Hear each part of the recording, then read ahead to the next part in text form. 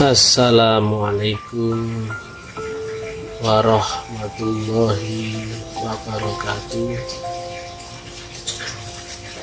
Alhamdulillah, alhamdulillahirabbil alamin. Kita sekalian berizki, terpanggil bisa melaksanakan zikir ala kadarnya, dan alhamdulillah seperti biasanya kita lanjutkan dengan uraian ala kadarnya yang mudah-mudahan bisa bermanfaat bagi kita sekalian. Pada kesempatan ini kita akan coba mengurai perbedaan pandangan antara ilmu yang benar dibandingkan dengan ilmu yang mutlak. Seolah-olah mirip, tapi ternyata apabila diurai dari sudut pandang ilmiah, nanti baru kita akan ketemu ujung pangkalnya. Karena biasanya yang membuat rumit, sulit untuk diurai adalah dogma, mindset, aliran pemahaman dan sebagainya. Karena semua orang pasti akan membenarkan keyakinannya, kepercayaannya, dan apa-apa yang dianggapnya benar.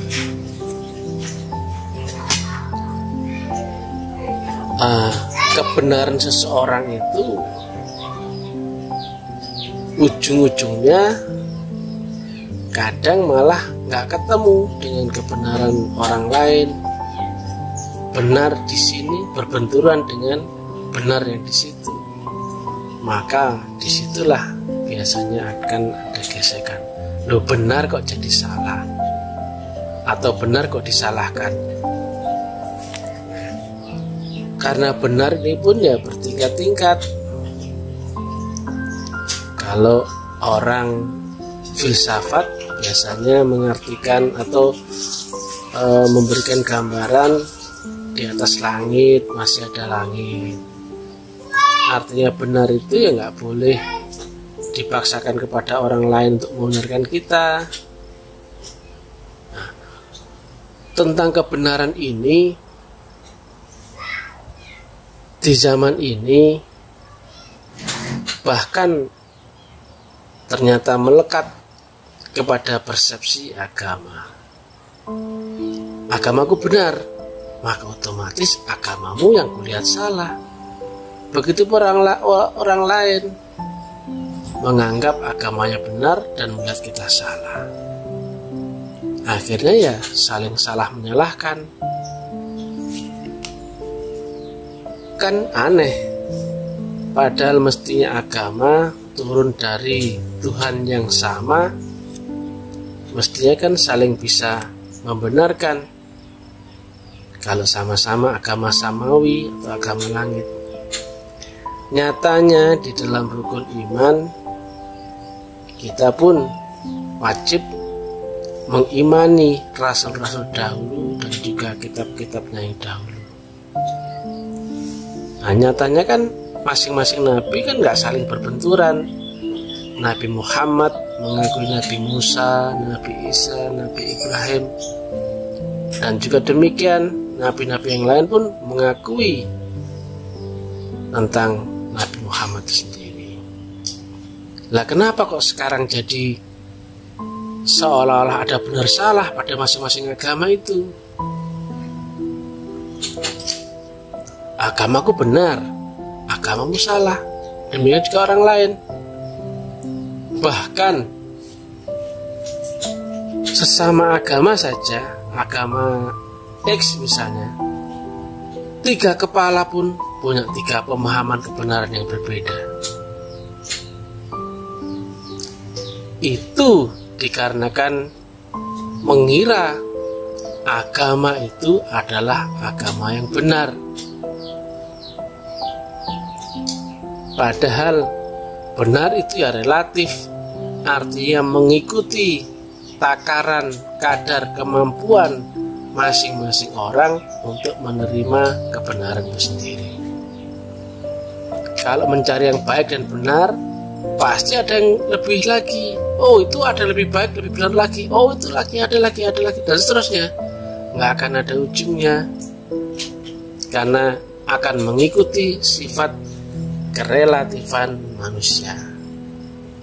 Padahal mestinya agama itu turun dari yang maha mutlak, maka sifatnya mutlak. Jika turun dari yang maha mutlak, maka tentunya dimutlakan juga. Jika agama itu turun dari yang maha mutlak, maka agama itu mutlak, bukan lagi agama yang benar. Karena benar kan harus cocok dengan akalnya orang, sesuai, cocok gitu. Jika mutlak, maka otomatis kedudukannya ada jauh di atas kebenaran itu sendiri. Mutlak itu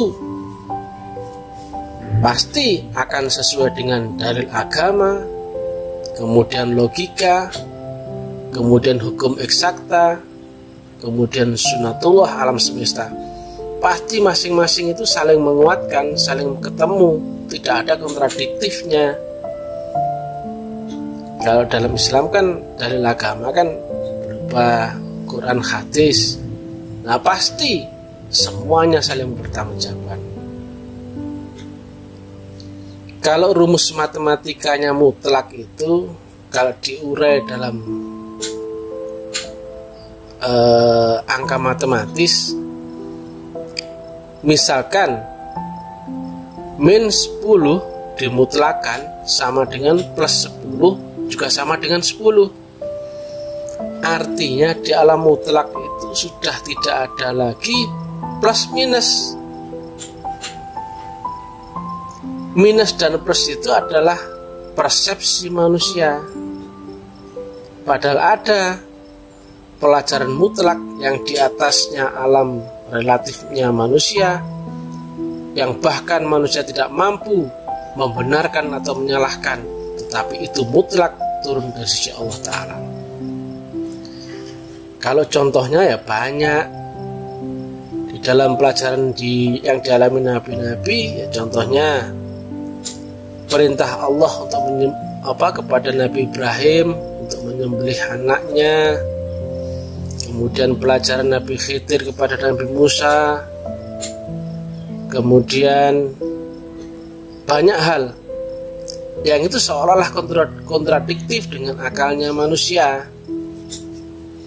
Artinya manusia sampai pada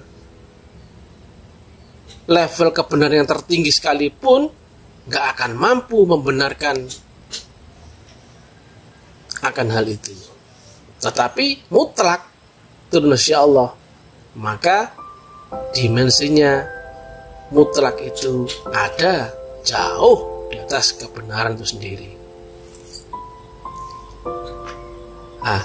Mestinya awalnya semua agama itu mutlak karena turun dari Allah Ta'ala.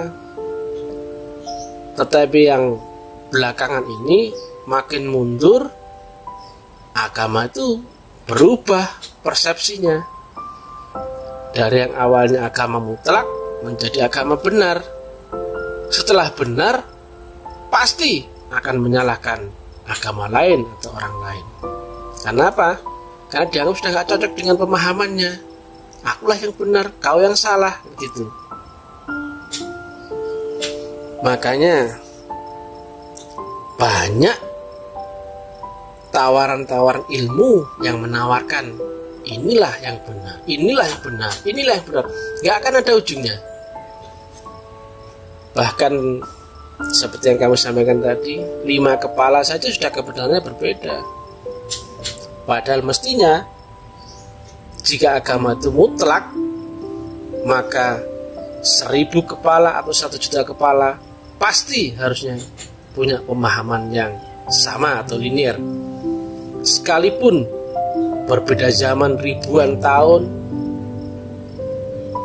misalkan Nabi Muhammad yang menyampaikannya di zaman 14 abad yang lalu, dan kemudian jika beserta dengan metodologi yang sama, orang yang di zaman ini pun pasti akan melihat kemutlakan yang sama dari agama itu.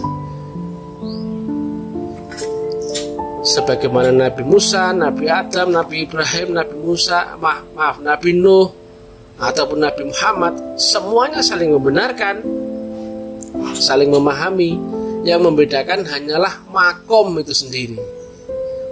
Ibaratnya kebenaran kelas SD, kemudian lanjut kepada kebenaran kelas SMP, kebenarannya SMA, perguruan tinggi dan sebagainya. Nah, sifatnya itu linear, bersambung dia, nggak saling kontradiktif. Yang SMP ya tahu bahwa ada kebenarannya orang SMA, kalau SMA ya tahu ada kebenarannya adik yang di SMP, saling membenarkan, tidak ada yang menyalahkan. Nah, berbeda dengan kondisi sekarang, bahkan agama pun seolah-olah mendoktrin dialah yang benar, yang lainnya salah, padahal mestinya mutlak. Ini yang sulit terbaca manusia, bahwa agama itu mutlak, pelajarannya mutlak dari sisi Allah Ta'ala. Yang mutlak tentunya nggak bisa dipelajari manusia. Makanya di dalam Asy-Syura 52 ayatnya adalah melalui dipilih dan dikehendaki, yang awalnya bermula lewat ditanamkannya nur iman dan nur kita. Kalau mencari perbandingan antara benar, ya nggak akan ada ujungnya. Kenapa nggak ditingkatkan lagi? Kita coba mencari ilmu yang mutlak, bukan lagi ilmu yang benar. Benar menurut saya makannya pakai nasi, tapi benar menurut orang lain makannya cocoknya pakai sagu atau nasi jagung, padahal seleranya berbeda, maka akan berbenturan.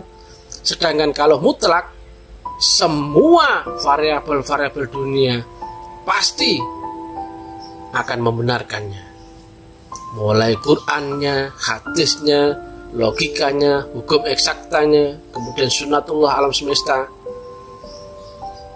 Dan masing-masing itu tidak ada yang kontradiktif, nggak ada yang saling menyalahkan. Bahkan kata-katanya, nah kalau kita terbatas dengan akal, maka hanya ketemu yang benar. Tetapi untuk menuju ilmu yang mutlak, mesti lewat dimensi kerohanian. Karena dimensi Allah yang maha mutlak itu nggak ada di sini.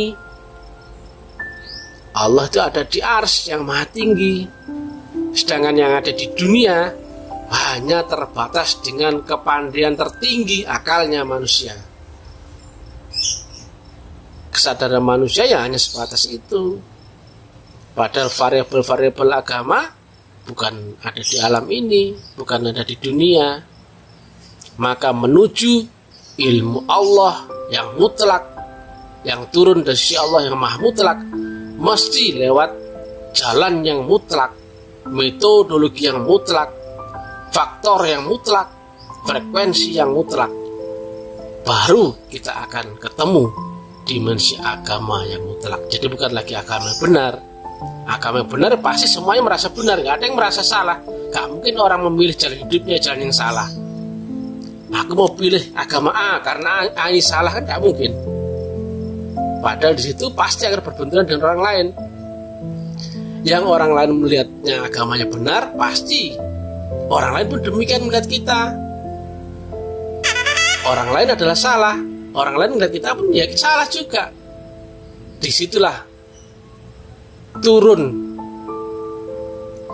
pemahamannya dari agama itu, mestinya turun dari yang maha mutlak menjadi agama persepsi hanya kepercayaan, hanya keyakinan, hanya dogma, hanya cocok dengan akal kita saja. Dan itu dikarenakan tidak ketemunya sambungan antara kemutlakan Allah Ta'ala dengan manusia yang relatif.